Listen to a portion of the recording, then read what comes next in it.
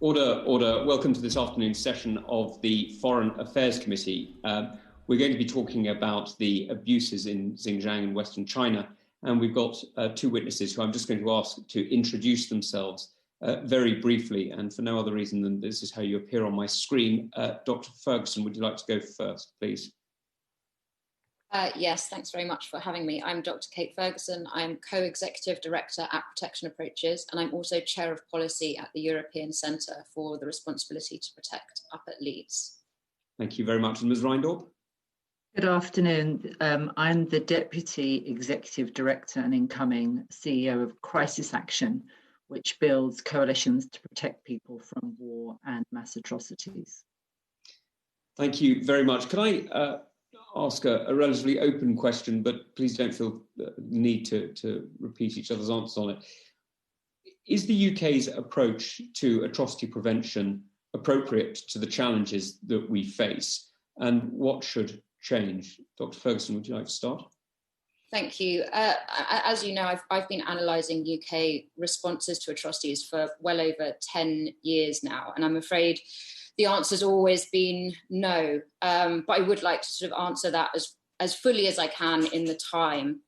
I suppose it's really important to start by saying there have always been excellent people in the UK civil service, in embassies, in Whitehall, in New York, and so none of my remarks now or this afternoon should be interpreted that fact. And likewise, the UK does many related things to atrocity prevention, I think, very well. It has strengthened its conflict prevention work, its overseas development contributions, it's developing what I think is a very robust approach to organised crime, and many, myself included, would consider modern atrocities as a form of organised crime, in fact. So there are many intersections that are done really well.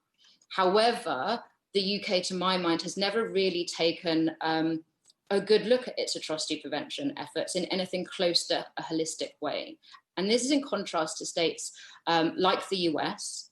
And so it's either that the UK has just never thought about it, or in more recent years, I think there's been a sense it's just hoped that its existing work on conflict prevention and development would suffice.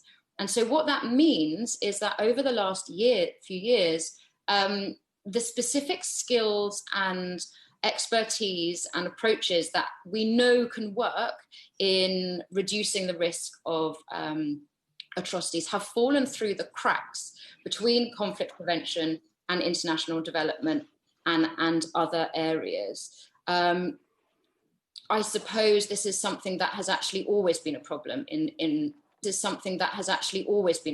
in UK governments. And so this isn't just a criticism of this government, it's past governments. And in some ways, perhaps this government than any other in this country for a very long time. But what's really important, I think, to underline here is that the prevention of genocide and crimes against humanity can be seen to be absent in UK policy at almost every stage of the cycle of prevention. And so when I say that, I mean when we're talking about upstream prevention, so where those risks are rising, but they are still reversible, at the moments when violence is imminent, but not, but still avoidable, the moments when violence is ongoing, and then after the fact when atrocities have already occurred. At every single stage, I'm afraid, to my mind, atrocity prevention thinking and atrocity prevention strategy has been absent. And so while there are exceptions, like I think the UK and South Sudan is an example for us to point to where things are done well, I think increasingly learning the lessons of mistakes that were made leading up to the terrible atrocities in Rakhine in 2017, the UK team in Myanmar is making some strides there. There is no coordinating strategy. And so while there are related efforts that make a positive contribution, there are exceptional individuals that help plug those gaps. There is just simply no coordinating policy and no institutionalization that means that when you have good individuals in places where atrocities are a risk, there is no means of collecting that muscle memory, that institutional memory when they move on. And so I'm afraid none of that coordinating work is being done. The second part of the problem to my mind, is that an effective approach to atrocity prevention requires problem. To my mind, is that an effective approach to atrocity prevention requires almost all departments in government. You need all sorts of departments involved, not just the internationally facing ones. The Treasury needs to be involved because of sanctions. The Home Office needs to be involved because of asylum applications. The Department of Education needs to be involved to ensure that the kids know how to read material that denies genocide and spreads division. And as you, Chair, said in the chamber this afternoon, it involves being able to confront efforts to undermine research and actually the very substance of culture and freedom in the UK. The MOJ needs to be involved so the UK can prosecute suspects that are present within this country. And at the moment, none of that is being done intentionally. Some of it is being done indirectly. Some of it is the UK does make important contributions to atrocity prevention, but not in a joined up way.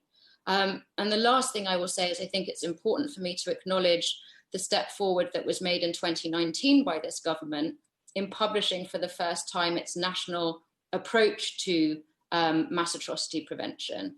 And so while this fell quite a great deal short of a national strategy that this committee, that my organisation Protection Approaches and that the UK Atrocity Prevention Working Group has long called for, it did set out that atrocity prevention was a matter for MOD, FCO, and for DFID. It set out tools and related agendas that showed how Whitehall think about atrocity prevention. And this is a really important step that I would like to welcome and acknowledge, but without any coordinating mechanism, without any resources, without it being anyone's job, it's very hard to see how this approach has any legs. And so while we are in a better place today than we were in 2018, and perhaps the last time I was with the committee to give oral evidence, there's still a long way to go. And maybe I'll just end by saying perhaps the FCO-DFID merger, however it came to pass, certainly brings an opportunity to reimagine what the architectures tasked with upholding that approach to atrocity prevention could look like. But that requires a lot of work. Thank you very much. Ms. Reindl, what's your take on this? And you've done a lot of work in conflict prevention in the past. Do you think this is too conflated with atrocity prevention? And how do you think we should look at both, or together or separately? Well, Chair, if I may, can I just, as I hope won't be necessarily the format of this, but I'll say sort of a couple of things more simply than Kate had echoing them, but just to go back to why this matters, let's just remember the ingredients. And if I may, I will come back. The thing I'll say first is what I'll come back to. For anything to happen in government or in the world requires political will to see something that it matters as a priority. So if you want to prevent anything, first and foremost, you need political leadership, as you need bureaucratic requirement. This is a priority. And I'll come back to understanding why politically I just walked through those other pieces. This is a priority. Let's have an effective early warning system that knows what we're looking for. We've got an interdepartmental process that brings the relevant players to the table. And remember, it's the same thing here as diversity. You need different people with different lenses thinking through, both analysing the problem, then thinking what are the tools that we're going to use. You need good tools, capabilities to actually be able to prevent atrocity or conflict. And you want to be able to do that effectively with others in a multilateral system and in a consistent way, because consistency is core to effectiveness.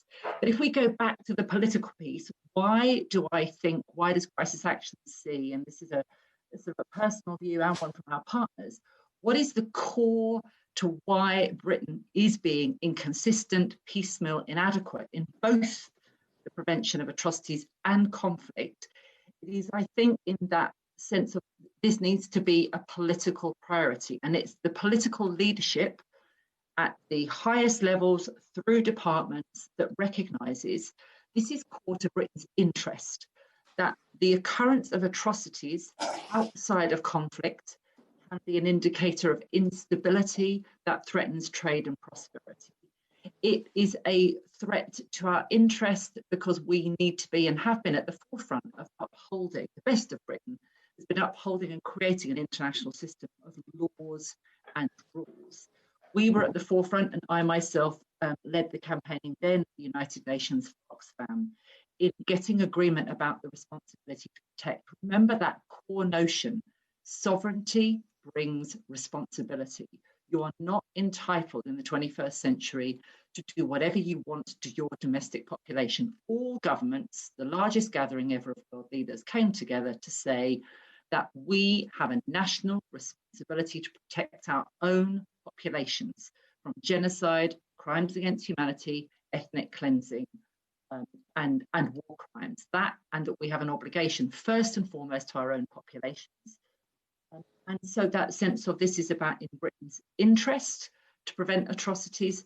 It's also core to our values, the best part of our history, whether it was around tackling a genocidal regime in the Second World War. And let's remember the worst of the atrocities, Kristallnacht, was outside of the context of an armed conflict at the time.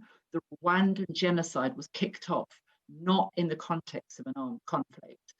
And so again, this is to Britain's values. And finally, it's who we are as Brits, that children anywhere matters, that if we can seek to help someone, we do. That if we can protect the most vulnerable at the risk of the worst crimes, it is, as my friend Jo Cox wrote, it is how history judges us.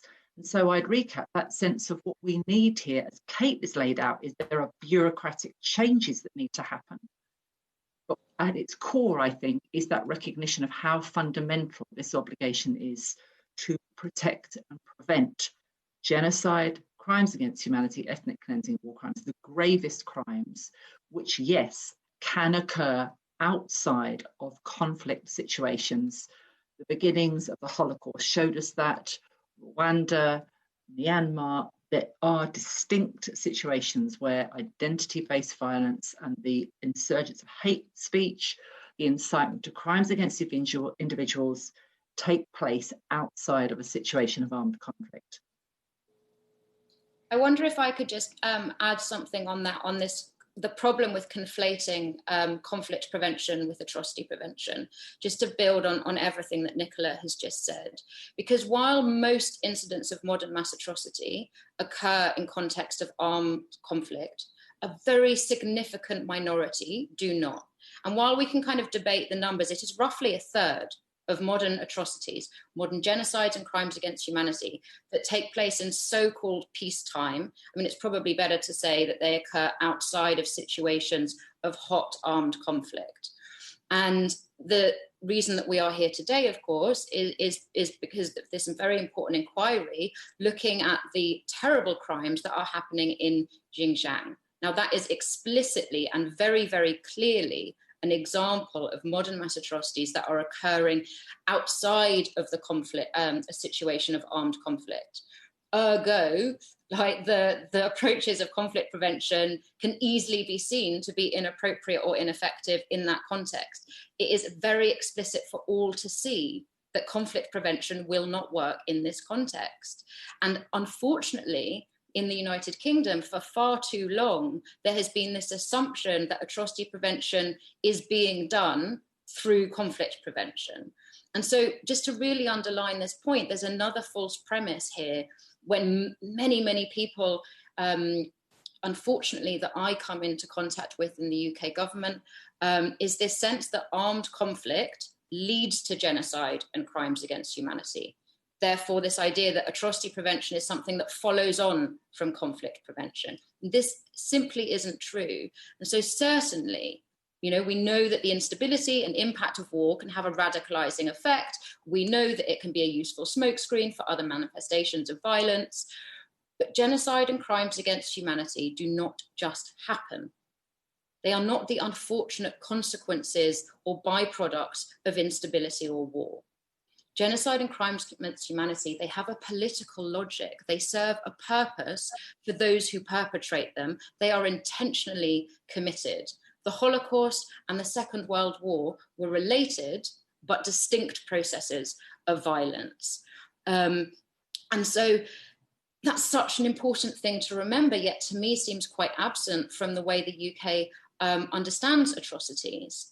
And actually, perhaps even more important, mass atrocities themselves are often a driver of modern conflict in our world today. Look at what's happening in Syria. The catastrophe in Syria over the past decade is not the product of a war in which atrocities have been committed, but instead it is the result of a campaign of atrocities that then provoked war and other forms of violence. And so while this sense that war and identity-based violence might sometimes overlap, they are distinct violent phenomena, and so therefore they necessarily require a sometimes related but necessarily distinct strategies of prevention and punishment. And the reason for that is that it's very, very hard. Genocide and crimes against humanity, they are crimes that are about prejudice, exclusion, discrimination, injustice, and grievance. They are very, very often about the deliberate targeting of civilian populations or groups because of how perpetrators see or manipulate an aspect of their identity. And so we know they are predictable, they can sometimes be preventable, but we have to acknowledge this root of where these different forms of violence come from. And the roots of genocide and crimes against humanity are different to the roots of war. The warning signs of genocide and crimes against humanity are different to the warning signs of armed conflict.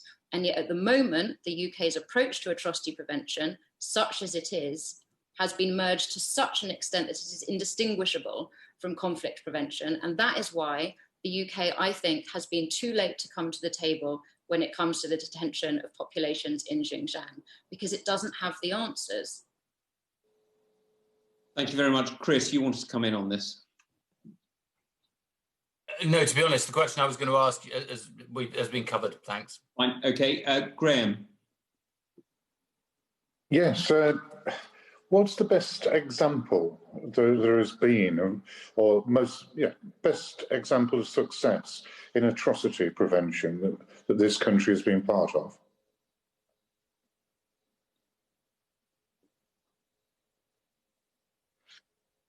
There's a long pause there, which maybe is illustrative of something. I mean, I can take a stab, but I'm sure Nicola is really well placed to come at this. One of the problems when you talk about prevention, of course, is that you don't necessarily notice what has been prevented, and that is sometimes a difficulty. Unfortunately, I don't think there are enormous cases that leap to mind of situations where the UK has taken a lead, unless perhaps you look at, say, peace in Northern Ireland. You know, that I would consider that an example of a situation where atrocity risks were high, atrocities had been ongoing, and it was that peace process has led to an absence of atrocities and to constructive peace building. I think there was a collective response from the international community following election violence in Kenya some years ago. And the UK, while not leading, was certainly prominent and present in those discussions. I think that there are certainly more well-documented cases of instances where other states have had a conscious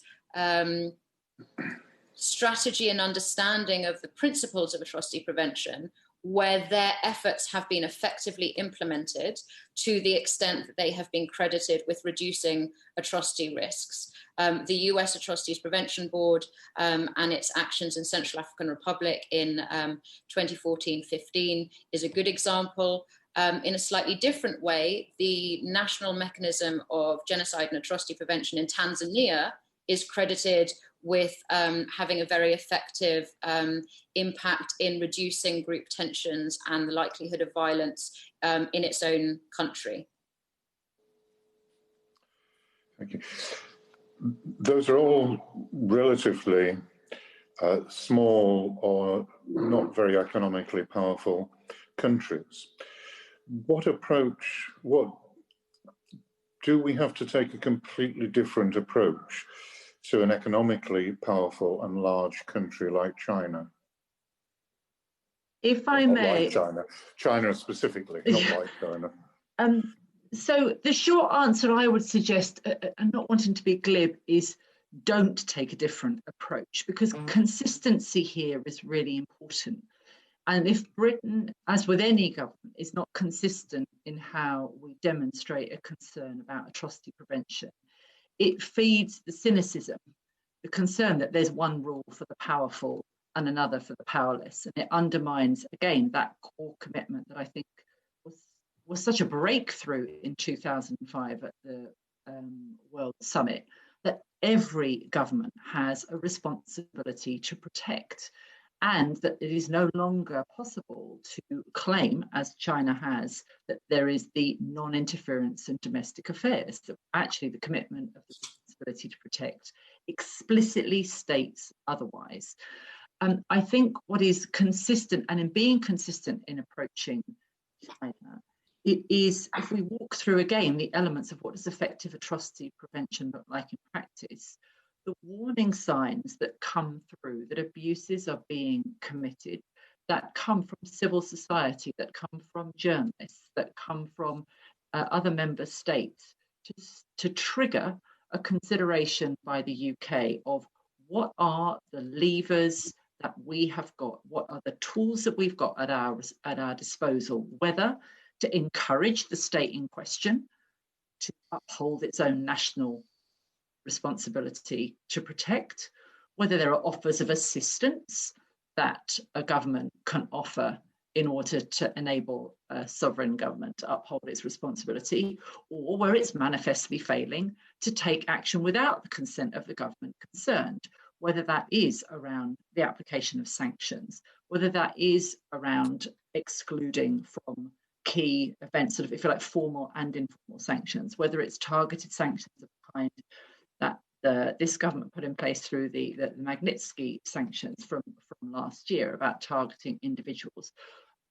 Those are all tools in the toolbox that can be used. And then, of course, working with partners internationally to be able to cast opprobrium on what is going on, whether it's in international fora such as the Human Rights Council, with allies.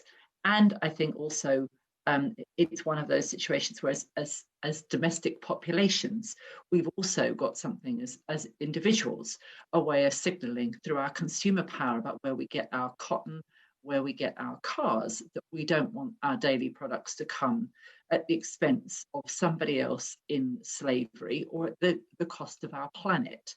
So I think those core pieces of how the UK government considers what levers and forms of influence it's got should be the same and done in a consistent way. Let's remember, as Kate and I were sort of scratching our heads, that I was going to offer similar examples to those that she has just shared, that the cases of effective prevention are few and far between.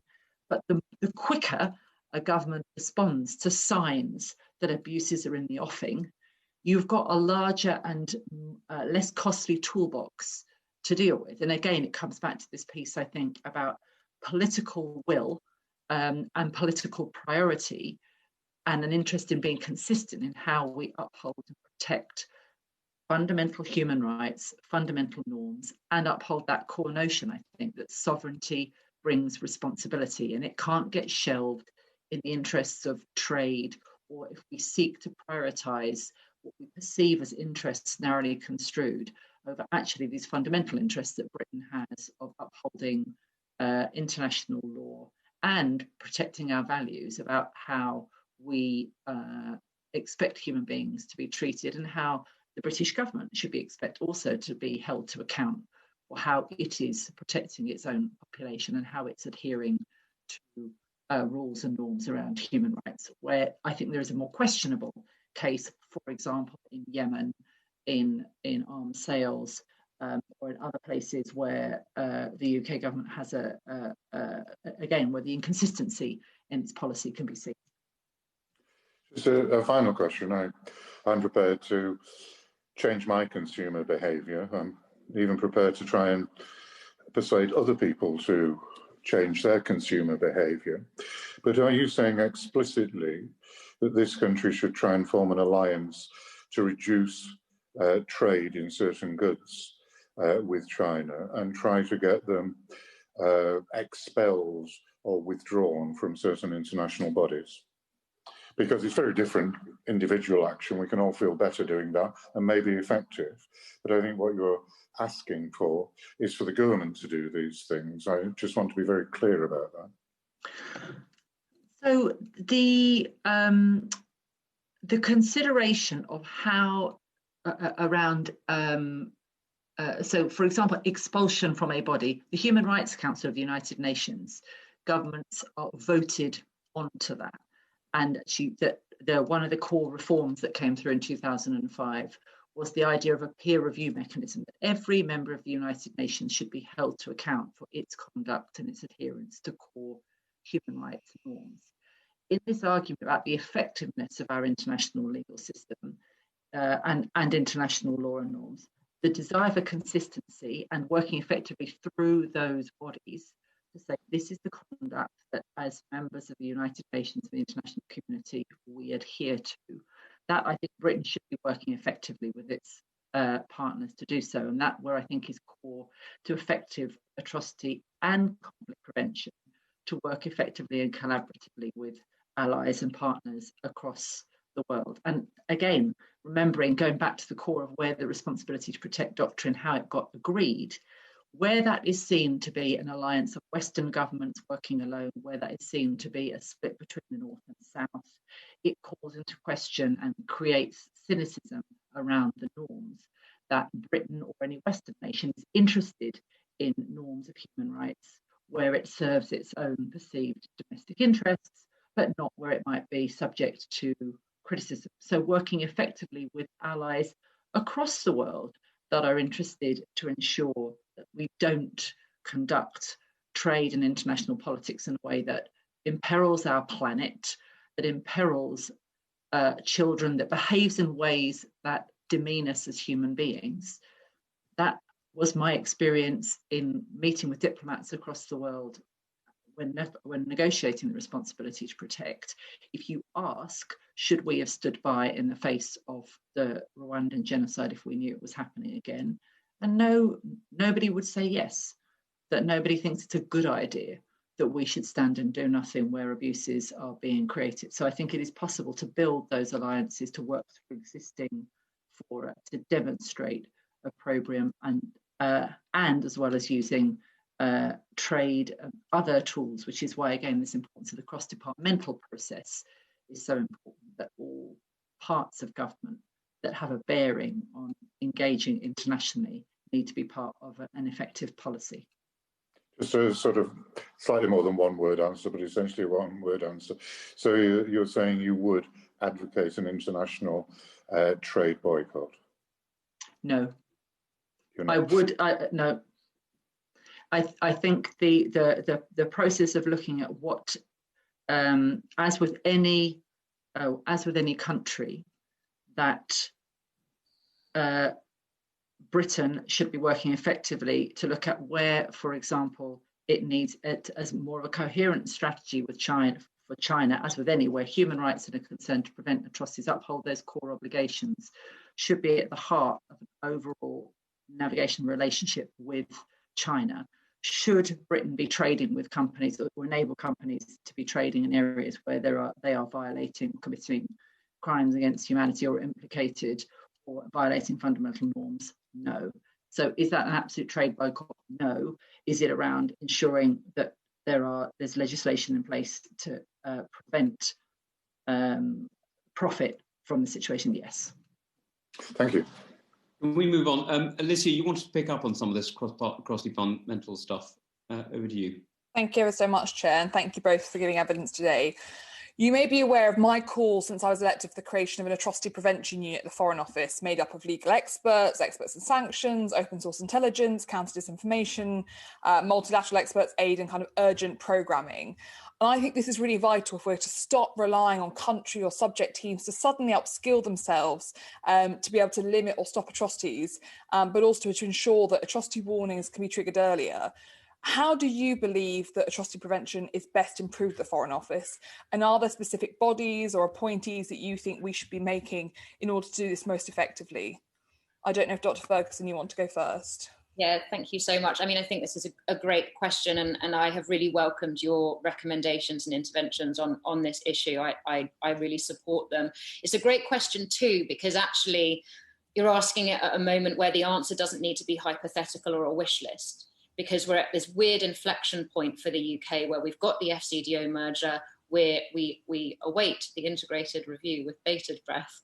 And so with that moment comes the opportunity to actually reimagine how the UK contributes to these kind of cross-cutting issues like human rights, atrocity prevention, justice and accountability that you know so well have always fallen through the cracks. So maybe what I can sort of run through is sort of the top lines of what I really would put forward in times of the sort of how atrocity prevention can be improved on that departmental level.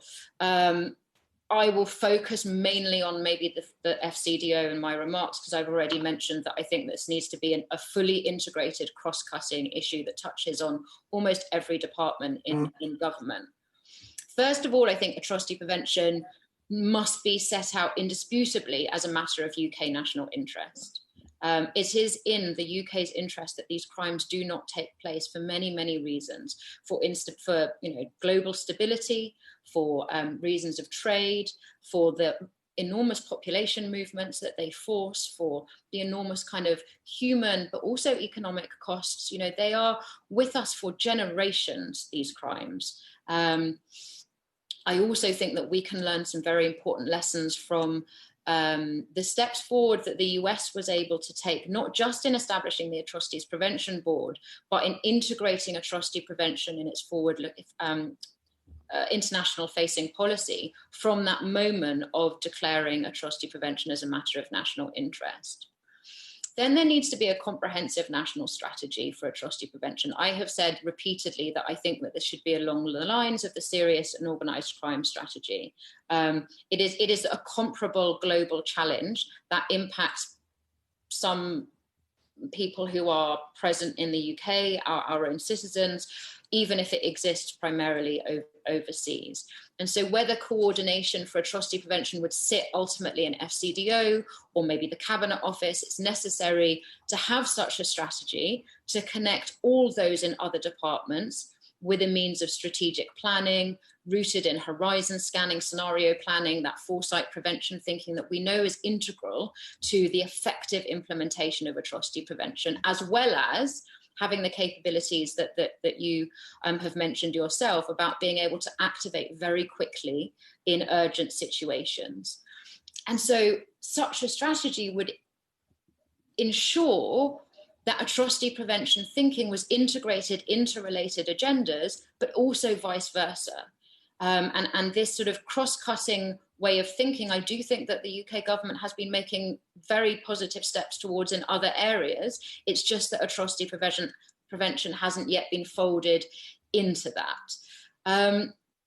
I think that we then need to look at early warning and risk assessment tools. They need to be, I think, really quite considerably redesigned or supplemented to ensure that those specific indicators and risks of genocide and crimes against humanity are being monitored and indicated into the UK kind of strategic thinking, planning, into the countries of risk index, into the kind of joint analysis for conflict and stability processes, and so on. And so we have been calling for some time for a kind of joint analysis tool or unit that would fall across the UK's internationally facing departments, where expertise in atrocity risk analysis can sit and be leveraged.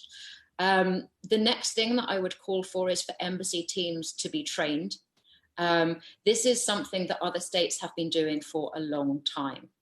The UK is maybe making some steps in that direction, but really needs to ramp it up. When I was undertaking research into the UK's response to the atrocities in Rakhine in 2017, not one official that I spoke to who had been in Yangon had received training in atrocity prevention. That is not exceptional, you will know that. But it is something that is easily remedied. I think that's something that we can really make space on. The next is that embassies in countries with populations at risk really need to think about what I would call a kind of emergency communications protocol. At the moment, the kind of established bureaucracy or hierarchy of communication that exists in the FCDO, or my analysis was mostly done about the FCO, we don't know what the new structure quite looks like, is such that those who are closest to the risks of violence are forced very often to pass up their information in communication processes up the hierarchy. That means that very often the urgency of what they are witnessing is diluted and sometimes lost. And so it's always piled into the ministerial briefs. So the minister just knows that something is of an urgent situation and it's always the same, but he or she is also reviewing all of the other issues that comes across their desk. And so especially while we lack an atrocity prevention strategy, it is very important to have something of a very simple piece of infrastructure that is low resource, life-saving impact, which is where those embassies have a directory of who to communicate and when. They have a sense of what to measure and how, and they have a kind of understanding of what tools are at their disposal and when they can implement them. And so just like we have tsunami warnings, we have earthquake warnings, we now are always going to have pandemic warning systems. We need to have one for atrocity risks. And this is something that can be applied. The next is atrocity prevention needs to become people's jobs. At the moment, there are very few people in the UK government structure who have atrocity prevention on their job description. And we know that civil servants work so hard. The idea that they're then expected to make time for something that, some of us make in our entire kind of careers and takes years and years to develop that skill set is not fair on civil servants. So we need to make it people's jobs, and we cannot simply make it the most junior person's responsibility. That is unfair. We're going to have to move on. Through my wish list. Yeah. Okay. I can stop there. I think I've made a. I think you have. Stuart, you wanted to come in. Yeah, thanks, Chair, and thanks to both our witnesses for being with us this afternoon. Dr. Ferguson, I think you started to stray into what I was going to ask about, which is in relation to early warning mechanisms. I just wondered if you could both talk about how you see the current early warning mechanisms. Are they fit for purpose? How could they be improved? There's obviously early warning mechanisms. Are they fit for purpose? How could they be improved? There's some praise for them of them as well as being kind of too slow and things end up getting missed or don't get to where maybe a minister's desk until it's too late. So could you talk us through what you see as the problems and how best to fix them? Well, I super quickly just pick up, if I may, on, if you like, the problem piece, and then Kate to walk a little bit through the solution. So just, again, very quickly, and a slight tweak. So as Ms. Kearns, as you shared, that importance of expertise matters, and having a requirement that you will be praised in your performance appraisal, that demand, that's really important. But my slight tweak on what Kate has said is, it's right that atrocity prevention has to be somebody's business. But there is, and it needs to be those, an effective early warning to trigger early action. Again, all the imperatives and incentives need to be, I will not be squeezed out or shouted down, I will be listened to. And if I think there's something in the offing, then actually all the alerts should be actually about putting this at the top of the minister's brief, even if it's then found out to be not as bad as it would be. So if you like, it's the precautionary principle. So a whiff of smoke, we should think about a fire rather than waiting for the bonfire to absolutely be blazing before we say, oh yes, now we're sure that we've got something terrible going on. So there's a couple of tweaks about The idea that, like we say, if you have one gender advisor, that's great for expertise, but it needs to be everybody's obligation to ensure that they're doing and playing their part in looking out for potential atrocities or conflict. And that, again, the bureaucratic impulse needs to be, our instincts are stuff should get raised and not buried. And again, I think that comes back to the beginning of the conversation about the importance of political leadership, the signals from the top.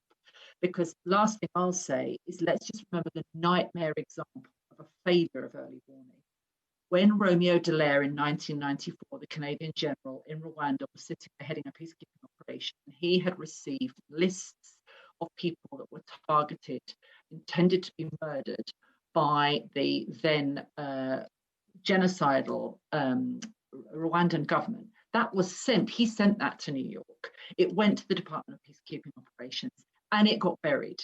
And, you know, I think that is the piece about the message that comes through. It's been received. Does the recipient understand what they're seeing? And is the message, this has got to get out of my hands and go up the chain as quickly as possible as a trigger for action. So the political leadership, the bureaucratic impulses, the requirement that everybody has a role in the prevention of atrocities and armed conflict, even if some colleagues will have expertise to guide, trigger, and convene.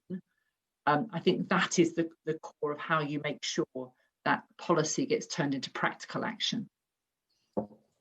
Yeah, just to follow on from that, I underline that point of Nicola, that actually to be done effectively, atrocity prevention needs to be everyone's business. The reason it can't be, and the embassies can't do that, or that whoever, you know, in New York can't do that, is because there's no national strategy. So people don't have a kind of public policy from which to follow. It's not a matter of national interest, and so therefore it is automatically not integrated into UK policy. I think this question of early warning, though, is really, really critical. The two major headlines I would emphasize here on what is wrong with the current early warning systems and why atrocity risks consistently seem to be missed or are absent. One is that it is too focused on armed conflict.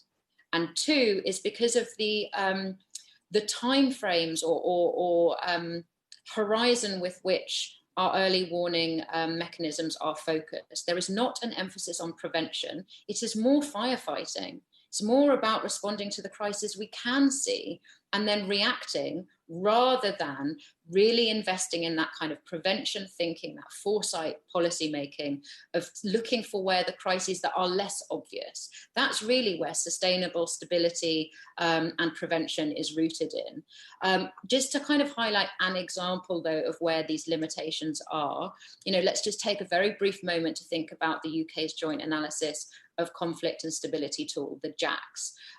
So this is kind of, you know, one of the major early warning and risk assessment tools that the UK government has at its disposal. One, it tends to only be triggered when the situation is worsening. And two, it is only really focused on hot conflict. It is a conflict tool. And so while it might be very useful in situations of armed conflict, it has repeatedly appeared to be not very effective in situations where we're talking about mass atrocities. A JAX wasn't initiated in Rakhine until long after the summer of 2017. And so either it is not fit for purpose in contexts where mass atrocity risks are very high, or it is not being implemented or triggered in such contexts. And so a question I would ask, if I was able to you know, those who are responsible in FCDO is, has a JAX been triggered for Xinjiang? And if not, what other means are there of triggering a means of analysis? What is missing? And there are many things that the UK could think about implementing, you know, as well as an internal alarm system of early warning that I mentioned, you know, use more public perception data. Atrocity crimes are about perceptions of grievance as much as they are the reality of inequality. Undertake scenario planning in embassies. That is such a useful early warning tool. So, you know, yes, I think that there are serious limitations, but that could be reasonably rectified without really investing in expensive resources. Thank you, Chair. Thanks very much. Royston, you want to come in? Thank you, Chairman.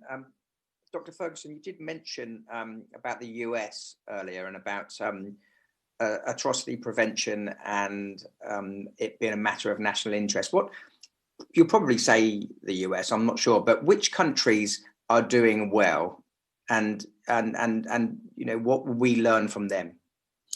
Yeah, it's a great question, and I'm mindful of the fabulous session that is following this one, where there will be experts that are far better placed on that US experience than I am. There are different models of atrocity prevention prioritization that the UK could learn from. And maybe I will just sort of run through briefly some of those, but happy to speak at kind of greater length if that's necessary.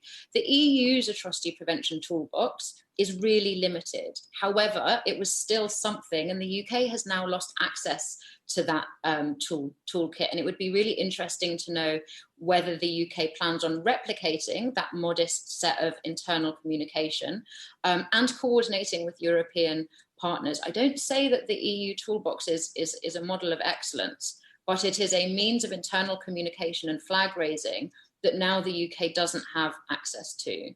There are modest contributions that are really important and do make a difference, like undertaking atrocity prevention training. So states like Australia, for example, have invested funds, not loads, we're talking tens of thousands rather than hundreds of thousands, in undertaking training of their diplomats, their embassy staff, in the principles and fundamentals of atrocity prevention, and examples of states and different embassies doing this together. The US is perhaps an example where the atrocity prevention agenda and policy priorities has been most comprehensively integrated. And so as well as it being acknowledged as a matter of national interest, you know, under President Obama, they established the Atrocities Prevention Board. Now, that model probably wouldn't be replicable for the United Kingdom, but there are other things that the US during that administration, and some of it has continued under this administration, that is useful for the UK to replicate.